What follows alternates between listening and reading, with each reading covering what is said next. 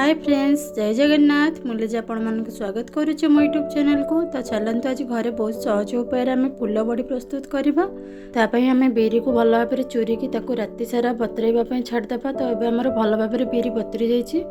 तो ये आम सहज उपाय बिरी केमती चोपा बाहर करवा देखु। तो जो डाली बुला थाए ना घरे से नहीं भलसे बुलेदेव। तो आराम से बिरी सबू चोपा बाहर जीव। तो आम हाथ में घसवाई भी पड़ोनी आउ। तो ये देखो बिरी आमर बहुत भल भाव पूरा सफा हो जाइए। 4-5 थर धोईदेवे सफा करके भल भाव सफा करके धोई देती। तो चलते भी बाटिबा तो ग्राइंडर हो कि प्रेसर हो। तो भल भाव बाटिदेवा। पूरा चिकन करनी, टिके टिके खदड़ा थे भल लगे बड़ीटा।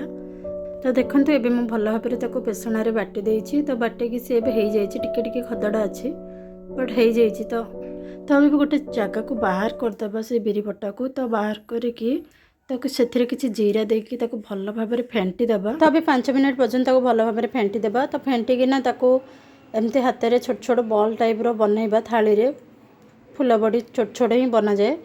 तो एमती पूरा थाली रे कवर करके बनईदेवा।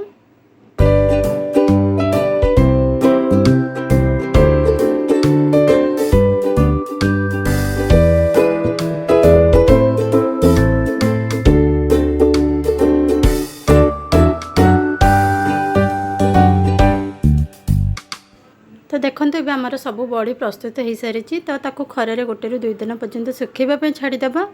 तो सुखीगला तो आपे से झड़ीज थाली। तो झड़ीगला पुणी थाली आउ कि समय खरारे सुखाइवाई छाड़देवा। भल भाव सुखीगला आणिकी गोटे डब्बार कवर करके रखीदेवा। तो फुल बड़ी बहुत सारा आइटम अच्छी। बड़ी आलू बड़ी तरकारी बनई पार, शाग बड़ी बनई पार, बड़ी चूरा बनई पार, कि भी बहुत गुड़ा आइटम अच्छी फुल बड़ी।